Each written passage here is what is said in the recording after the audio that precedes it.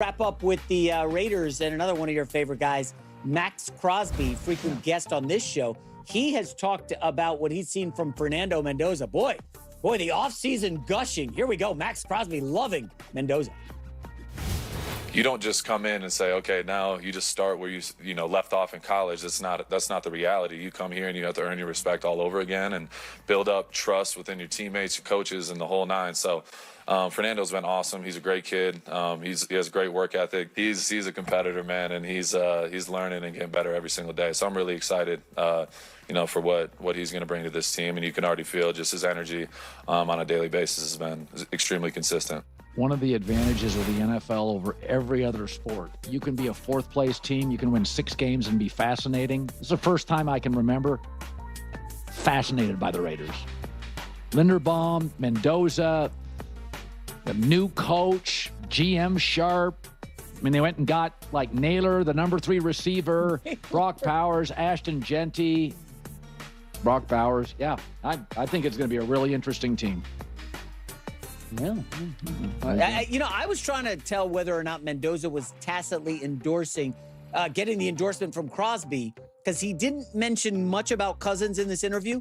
And I just wonder if he's gushy about Mendoza in hopes that they start Mendoza. Maybe a little quarterback controversy stirring amongst the players.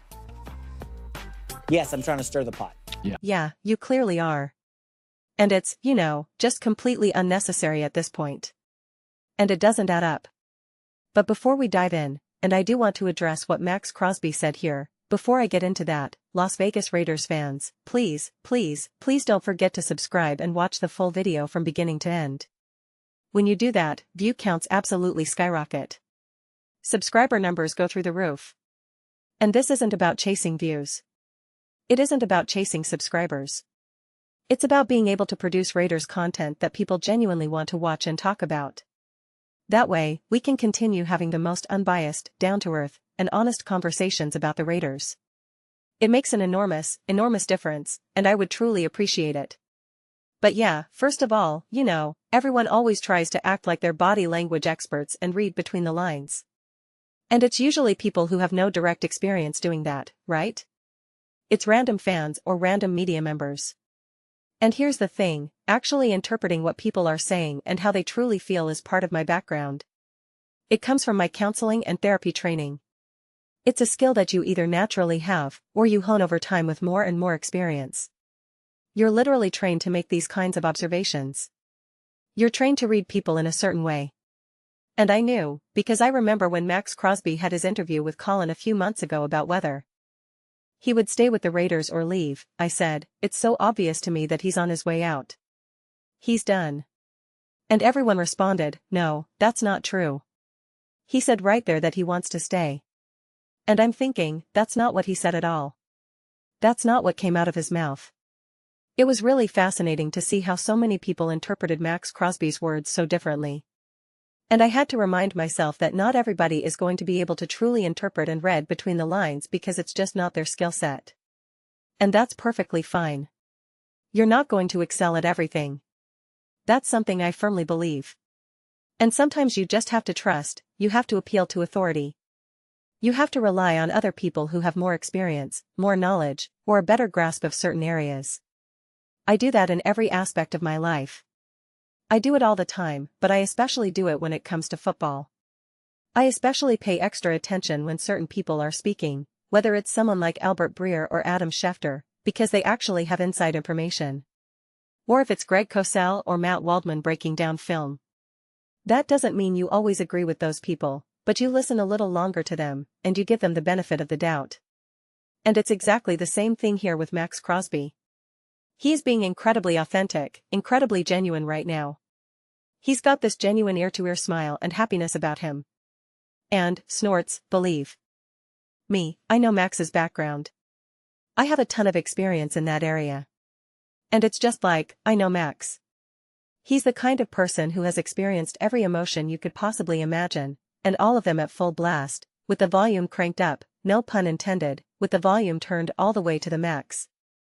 Again, I'm really not doing that on purpose. All the way up. And right now, he is genuinely, authentically really happy and excited about what's happening with the Raiders. He really, truly is. And it's just awesome. It's such a great place to be in. And I mean, I truly think the Raiders are a complete team.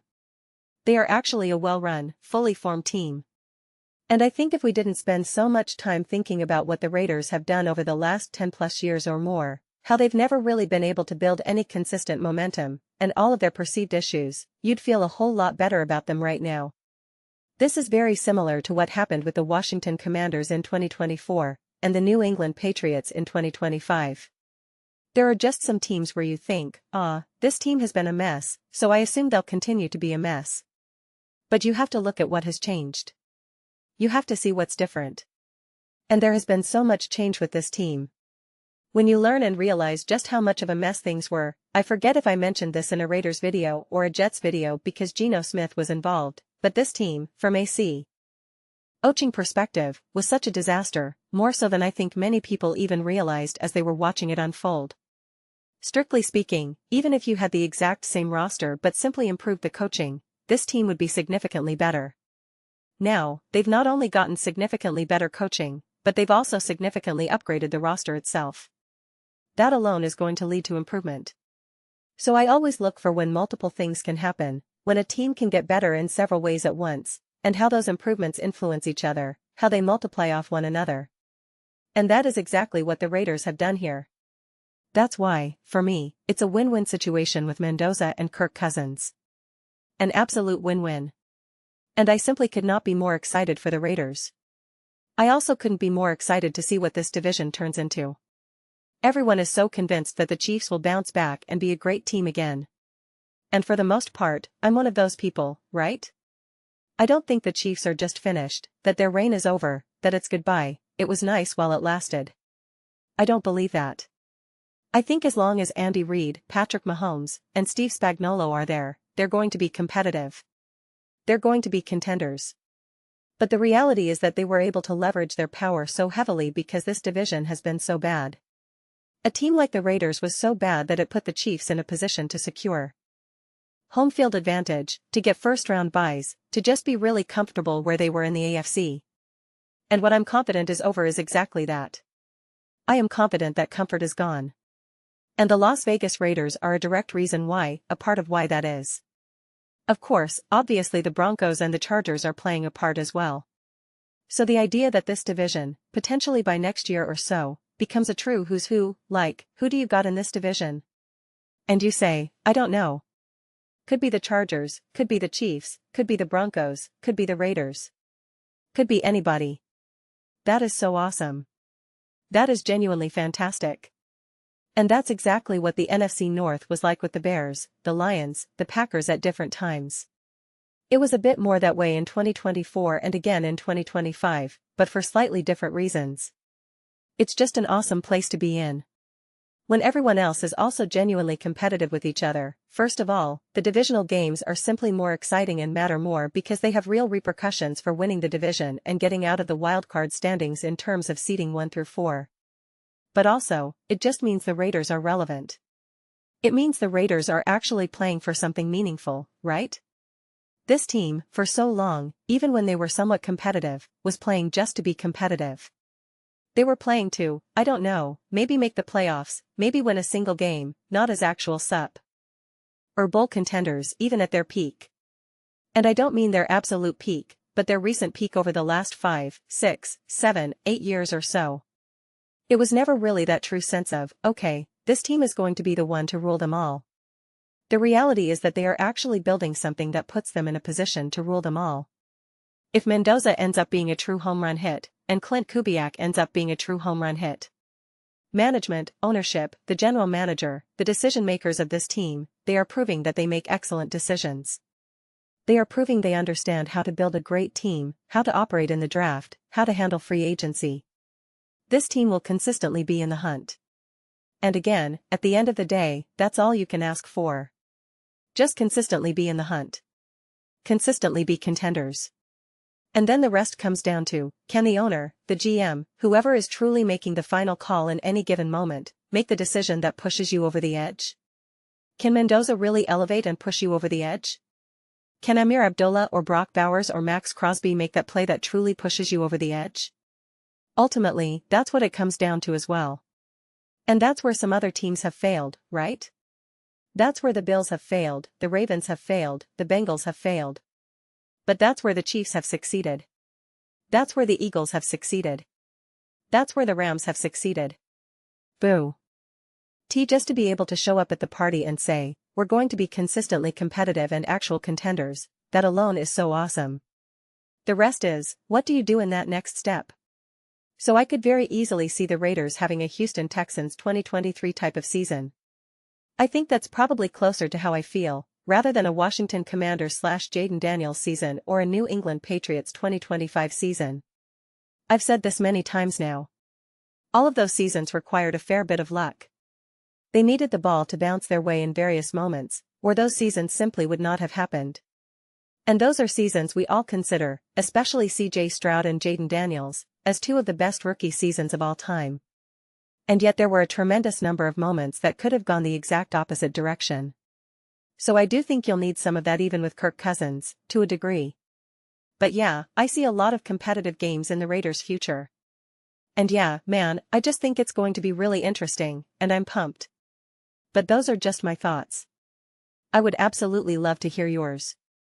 What do you all think about the Las Vegas Raiders, Mendoza, Max Crosby's feelings? I know there's already talk about the Eagles potentially trying to trade for Max Crosby. I was going to make a video about that. I don't know how much I believe it or if it's just noise. I could see that happening potentially mid-season if the Eagles are playing well but need an extra boost to get over the hump, and the Raiders are having a decent season but nothing spectacular, so they might be able to get a high return for Max. I could see that happening in the middle of the season. I don't necessarily see it happening in the immediate future because it would essentially have to happen within the next month or so. I mean, anything's possible, but my guess is that the Eagles might want to see how the season unfolds. Same thing with the Raiders. I think the Raiders would still be open to it to a degree, but I don't think it's at the top of anyone's list right at this moment. But either way, Max Crosby is clearly bought in. And he's clearly not about to go look at what Jared Verse is doing with the Cleveland Browns and the things he's saying. Go look at Max Crosby. Go rewatch that interview with Max Crosby talking to Colin before the whole trade situation with the Baltimore Ravens. And then go listen to Max Crosby talking now. I'm telling you, it's completely different emotions. Completely different emotions.